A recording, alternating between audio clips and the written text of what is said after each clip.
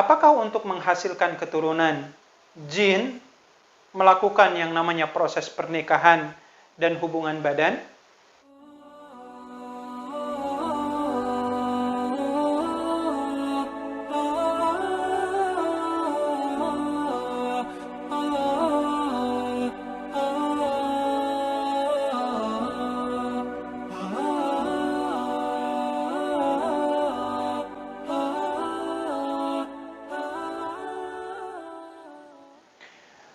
Bismillahirrahmanirrahim. Alhamdulillah wassalatu wassalamu ala Rasulillah. Sahabat yang dirahmati Allah Subhanahu wa taala, sebagaimana Adam dengan anak keturunannya, jin dan makhluk sebangsanya dikaruniai generasi dan keturunan demi menjaga keberlangsungan hidup mereka. Maka sebagaimana layaknya Adam dikaruniai pasangan hidup, dikaruniai anak keturunan, pun demikian iblis dan makhluk sebangsanya dari kalangan jin atau setan pun diberikan anugerah yang sama. Hanya memang ketika kita mencoba untuk menyibak tabir dari kehidupan jin dan setan, ada satu titik poin yang perlu kita cermati secara seksama. Ketika kita berbicara tentang perkara yang gaib, maka panduan utama kita untuk membuka pintu alam gaib itu, satu-satunya sumber referensi kita hanyalah Al-Quran dan Sunnah.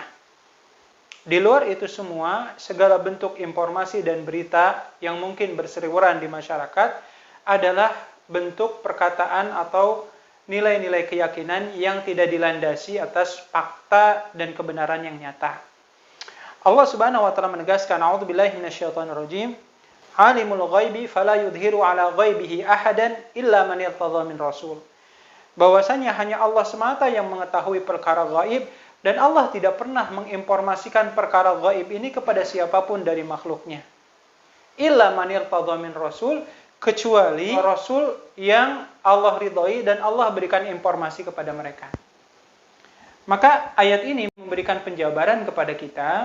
Di satu sisi, perkara gaib itu Allah Ta'ala secara zatnya yang menciptakan, Allah Ta'ala yang paling tahu seperti apa eksistensi dan keberadaan makhluk gaib ini, dan Allah Subhanahu wa Ta'ala memberikan bocoran kepada para nabi dan rasulnya terkait hal ihwal yang berhubungan dengan dunia jin dan setan ini. Untuk itu, ketika kita berbicara tentang bagaimana cara Allah Ta'ala menjaga keberlangsungan dari kehidupan setan dengan generasinya, timbul pertanyaan dalam benak pikiran kita. Salah satunya adalah, apakah untuk menghasilkan keturunan, jin melakukan yang namanya proses pernikahan dan hubungan badan? Lantas sekiranya kalau jin melakukan hubungan badan, apakah mungkin terjadi hubungan badan atau pernikahan antara jin dengan manusia? Dan sekiranya kalau mungkin terjadi, apakah kewajiban mandi janabah itu menjadi sebuah perkara yang wajib yang dilakukan oleh dua makhluk yang berbeda ini? Ini pertanyaan-pertanyaan yang boleh jadi dianggap sesuatu yang baru oleh sebagian kita, tapi sejatinya Allah dan Rasulnya, demikian juga para ulama, telah memberikan uraian yang sangat lugas sebagai bentuk pedoman bagi kita ketika kita berbicara tentang perkara yang gaib ini. Oleh sebab itu, ketika berbicara tentang iblis dengan anak keturunannya, Allah Subhanahu wa taala menyebutkan di surat Al-Kahfi ayat 50. A'udzubillahi minasyaitonirrajim. Wa idh qulna lil malaikati isjudu li adama fasajadu illa iblisa kana minal jinni fafasaqa an amri rabbih afatattakhidunahu wa dzurriyyatahu awliya'a wa hum lakum adu. Dan ingatlah ketika kami memerintahkan malaikat untuk sujud kepada Adam, maka mereka semuanya tunduk patuh sujud kepada Adam. Kecuali iblis saja, yang dia berasal dari kalangan jin, dia menolak untuk sujud kepada Adam, dia mengingkari perintah Allah Subhanahu wa taala. Selanjutnya kemudian Allah memberikan pertanyaan kepada kita. Afatattakhidunahu wa dzurriyyatahu awliya'a wa hum lakum adu. Lantas kenapa ada sebagian di antara kalian, wahai anak cucu Adam, yang menjadikan setan atau iblis beserta anak keturunannya sebagai pelindung-pelindung kalian, sementara ada bibit-bibit kebencian yang telah ditanamkan oleh iblis pada kita sebagai anak keturunan Nabi Adam alaihissalam. Di ayat ini, Allah menyebutkan ada kata di mana iblis itu dianugerahi oleh Allah Ta'ala berupa anak keturunan. Oleh sebab itu, mari kita lihat seperti apa kemudian para ulama mengulas dan memiliki pandangan terkait paparan ayat yang Allah sebutkan di surat Al-Kahfi ini. Salah satunya, ungkapan dari Imam Ibnu Hajar Al-Haythami, di mana beliau kemudian berkomentar, "Hadza yadullu ala annahum yatanakahuna li ajri dzurriyyah." Ayat ini menjadi semacam informasi kepada kita bahwasannya iblis dengan sesamanya atau jin dengan sesamanya melakukan yang namanya pernikahan yang tujuannya adalah li ajri dzurriyyah, agar mereka mendapatkan anak keturunan. Atau dalam ungkapan yang lain, ada seorang ulama tabi'in yang bernama Imam Asy-Sya'bi. Pernah suatu kali beliau ditanya oleh salah seorang muridnya, "Hal li iblisa zaujah?" Apakah iblis itu punya istri? Ini pertanyaan yang cukup aneh juga, tapi membutuhkan jawaban. Apakah iblis punya istri atau tidak? Maka saat itu kemudian Imam Asy-Sya'bi berkata, "Inna dzalika arsun lam ashhadhu." Kalaupun seandainya iblis itu punya istri, saya tidak pernah menyaksikan pernikahan antara iblis dengan pendamping hidupnya tersebut. Jadi saya nggak tahu. Hingga akhirnya apa? Kata Imam Asy-Sya'bi, "Tsumma dzakartu qaulahu ta'ala." Ketika itu kemudian saya teringat dengan firman Allah Ta'ala di surat Al-Kahfi ayat 50 yang menyatakan bahwasanya iblis itu memang dikaruniai anak keturunan, sehingga Imam Asy-Sya'bi berkata, "Fa'alimtu annahu la takunu dzurriyyah illa min zaujah." Saya menangkap pesan dari surat Al-Kahfi tersebut bahwasanya tidak mungkin iblis itu dikaruniai anak keturunan oleh Allah Ta'ala, melainkan Allah menganugerahkan kepada mereka istri atau pendamping hidup mereka. Fakultu na'am. Sehingga kalau aku ditanya apakah iblis punya istri, dengan mantap aku menjawab, iya, iblis itu punya pendamping hidup. Jadi ini uraian-uraian yang perlu kita cermati secara seksama, bagaimana kemudian iblis dikaruniai oleh Allah Ta'ala istri, atau mungkin dalam hal ini pendamping hidup, yang dengannya Allah Ta'ala mengkaruniakan anak keturunan.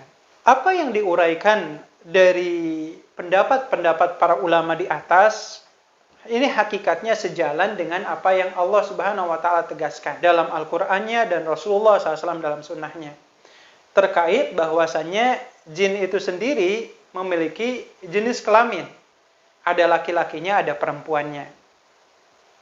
Sebut saja umpamanya di surat Al-Jin, Allah Subhanahu wa Ta'ala menegaskan, "A'udzubillahi minasyaitonirrajim, wa annahu kana rijalun minal insi ya'udzuna birijalin minal jinni fazaduhum rahaqa." Dan ada sekelompok laki-laki dari kalangan manusia memohon perlindungan kepada sekelompok laki-laki dari kalangan jin. Fazaduhum rahaqa. Maka ketika mereka memohon pertolongan kepada kaum laki-laki dari kalangan jin itu, fazaduhum rahaqa. Yang mereka dapatkan bukan pertolongan, tetapi yang mereka dapatkan hanyalah kebinasaan semata. Jadi di ayat ini Allah menyebutkan bahwasannya jin pun memiliki jenis kelamin. Salah satunya adalah jenis kelamin laki-laki. Dan dalam redaksi yang lain pun Rasulullah SAW dalam hadis riwayat Imam Abu Dawud menyatakan, "Inna hadhil khusus muhtadarah. Fa idza ata ahadukumul khala'a falyaqul Allahumma inni a'udzubika minal khubuthi wal khaba'is." Rasulullah SAW menyatakan sesungguhnya jamban atau toilet kalian itu dihadiri juga oleh kalangan jin. Oleh sebab itu, jikalau kalian hendak masuk ke kamar mandi, ucapkanlah doa permohonan perlindungan, Allahumma inni a'udzubika minal khubuthi wal khaba'is. Ya Allah ya Rabbana, aku memohon perlindungan kepadamu dari gangguan jin laki-laki dan jin perempuan. Jadi di sini disebutkan adanya jenis kelamin yang namanya laki-laki dan perempuan. Sebagaimana Imam Ibnu Hajar ketika menjelaskan arti kalimat dari doa ketika kita masuk ke kamar mandi, beliau menegaskan, ay minasya'il makruh wa minasya'il madmum au min dhukrani syayatini wa inathihim.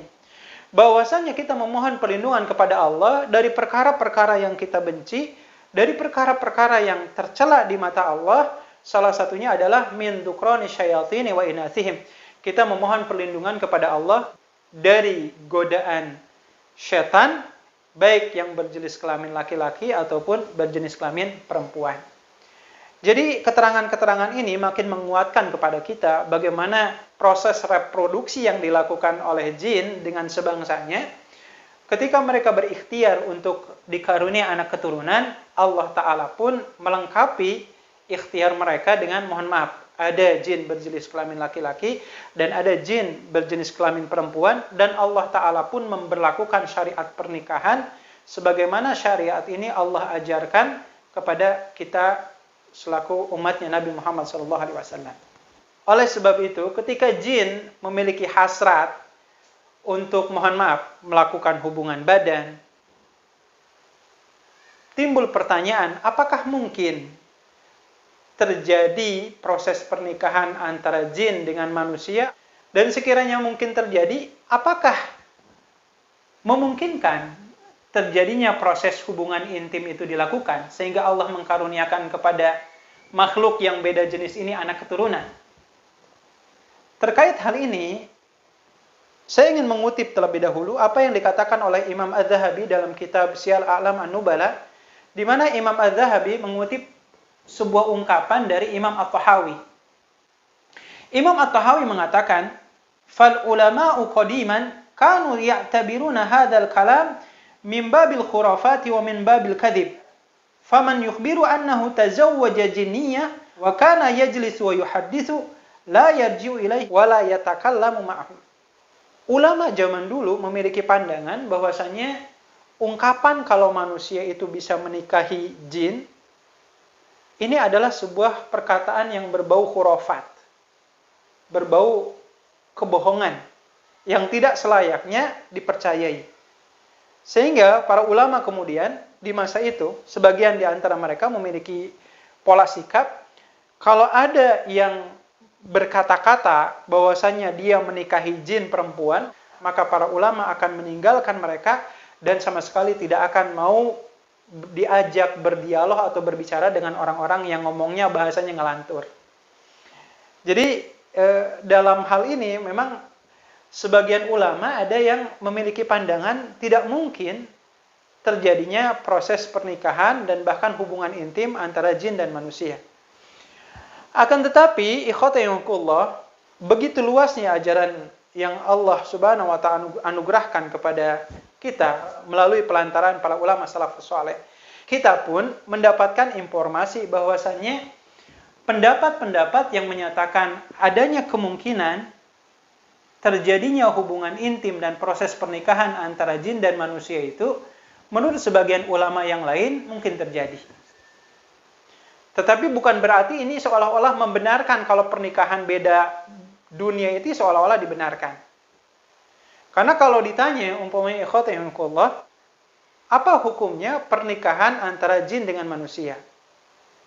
Imam Jalaluddin Asyuyuti, umpamanya dalam kitabnya Al-Ashbah wa Nadhair menyebutkan bahwasanya jenis pernikahan ini tentu saja menyalahi kodrat dan peraturan yang Allah tetapkan. Setidaknya Imam Jalaluddin Asyuyuti memberikan ada 3 dalil yang menjadi landasan utamanya. Yang pertama, di surat Ar-Rum ayat 21, di mana Allah menegaskan, a'udzubillahi minasyaitonirrajim, wa min ayatihi an khalaqalakum min anfusikum azwajan litaskunu ilaiha wa ja'ala bainakum mawaddatan wa rahmah. Dan di antara tanda-tanda kekuasaan Allah Ta'ala, Allah ciptakan min anfusikum, dari diri-diri kita, azwajan, pasangan. Litaskunu ilaiha, agar kita merasa tentram dan damai ketika kita dipertemukan dengan pasangan kita, dan Allah menanamkan rasa cinta dan kasih sayang dengan pasangan kita. Jadi di ayat ini Allah menyebutkan bahwasannya pasangan hidup yang Allah anugerahkan kepada kita adalah makhluk yang berasal dari sebangsa kita. Jadi tidak mungkin menikah dengan makhluk yang lain. Demikian juga di ayat yang lain di surat An-Nahl ayat 72, Allah Ta'ala menegaskan, A'udzubillahi minasyaitonirrajim, Wallahu ja'ala lakum min anfusikum azwaja wa ja'ala lakum min azwajikum banina wa hafadah. Dan Allah Ta'ala telah menjadikan dari diri-diri kalian pasangan-pasangan hidup yang ketika kalian kemudian dipertemukan dengan pasangan-pasangan hidup kalian, Allah anugerahkan kepada kalian anak keturunan. Jadi di ayat ini pun kembali Allah mengingatkan kepada kita bahwasannya istri yang dinikahi oleh kita adalah makhluk yang sebangsa dengan kita. Tidak mungkin berasal dari kalangan jin atau makhluk yang lain. Bahkan dalam hal ini, secara logika, Imam Jalaluddin As-Suyuti memberikan banyak pertanyaan sekiranya pernikahan dengan jin dan manusia itu seolah-olah dilegalkan. Sebagai contoh umpamanya, kalau manusia dengan jin menikah, bagaimana kemudian tempat tinggal keduanya? Haruskah ada rumah yang bisa menaungi keduanya? Lantas kemudian, kalau seandainya memang mungkin dilakukan, apakah pada saat ijab qabul diikrarkan, jin itu harus menampakkan wujud aslinya? Dan sebagaimana kita ketahui, yang namanya wujud asli jin itu sangat menakutkan. Jadi bagaimana mungkin melakukan ijab qabul dengan sesuatu yang tidak terlihat? Dan banyak sekali syarat-syarat pernikahan yang harus dipenuhi ketika proses pernikahan itu dilakukan. Seperti apa izin walinya, lalu kemudian bagaimana maharnya, atau umpamanya jika di kemudian hari menikah, bagaimana kewajiban suaminya memberikan nafkah kepada istrinya yang berasal dari kalangan jin, atau mungkin suami yang berasalkan dari kalangan jin. Mengingat pola makan mereka berbeda antara keduanya. Yang kita selaku manusia, lumrahnya kita memakan yang namanya sembako, sementara jin mereka mengkonsumsi tulang belulang. Ini adalah logika-logika yang dibangun oleh para ulama yang memberikan pesan pernikahan antara jin dan manusia itu atau hubungan badan antara keduanya sangat mungkin terjadi. Tapi kalau ditanya apa hukumnya, secara umum para ulama menyepakati hukumnya adalah haram. Nah, timbul pertanyaan, apakah ada landasan dalil yang menyatakan pernikahan dan hubungan badan antara dua jenis makhluk yang berbeda ini sangat mungkin terjadi? Salah satu di antaranya, para ulama merujuk kepada apa yang Allah nyatakan di surat Ar-Rahman. A'udzubillahi minasyaitonirrajim. Lam yatmithunna insun qablahum wala jan. Ini ayat bercerita tentang bidadari di surga. Jadi di antara karakter bidadari di surga itu salah satunya kata Allah, yang namanya bidadari di surga itu adalah wanita-wanita yang mereka tidak pernah disentuh. Yang dimaksud disentuh ini, nanti kita bisa melihat kepada penafsiran Imam Ibnu Katsir, yang dimaksud disentuh di sini adalah dijimai atau melakukan hubungan badan. Jadi bidadari-bidadari di surga ini, kata Allah, tidak pernah disetubuhi, baik oleh kalangan manusia ataupun di kalangan jin. Ini yang dijadikan landasan dalil bahwasannya baik manusia atau jin memiliki kecenderungan untuk berhubungan badan. Sehingga Imam Ibnul Jauzi dalam hal ini menyatakan, dalilun ala anal jinni yugshal mar'ata kal insi. Ayat ini memberikan penegasan bahwasannya jin yang berjenis kelamin laki-laki memiliki kecenderungan untuk mendatangi wanita. Sebagaimana manusia yang berjenis kelamin laki-laki pun memiliki kecenderungan untuk mendatangi lawan jenisnya. Jadi tidak tertutup kemungkinan kalau seandainya waliyadzubillah jin melihat aurat kita pada saat kita membuka pakaian atau pada saat kita ke kamar mandi, lalu kemudian memiliki ketertarikan kepada kita, bukan hal yang mustahil dia melakukan tindakan-tindakan yang tidak diridhoi oleh Allah Ta'ala. Sehingga dalam bab ini Imam Ibnu Taimiyah rahimahullahu taala beliau sampai mengatakan, wa qad yatanakahul insu wal jinnu wa yuladu bainahuma waladun wa hadha katsirun ma'rufun wa qad dzakara al ulama'u dzalika wa takallamu alaihi wa kariha aktsaru ulama munakahatal jin. Ibnu Taimiyah rahimahullah ta'ala berkata, dan proses pernikahan antara manusia dengan jin mungkin saja terjadi. Bahkan dari proses hubungan antara dua makhluk yang berbeda bangsa ini, mungkin saja Allah karuniakan kepada mereka anak keturunan. Dan pendapat-pendapat ini bisa kita temukan di kalangan para ulama-ulama zaman dulu, dan mereka banyak berdiskusi terkait masalah hal ini, meskipun titik utamanya adalah para ulama bersepakat untuk melarang yang namanya pernikahan antara manusia dengan jin.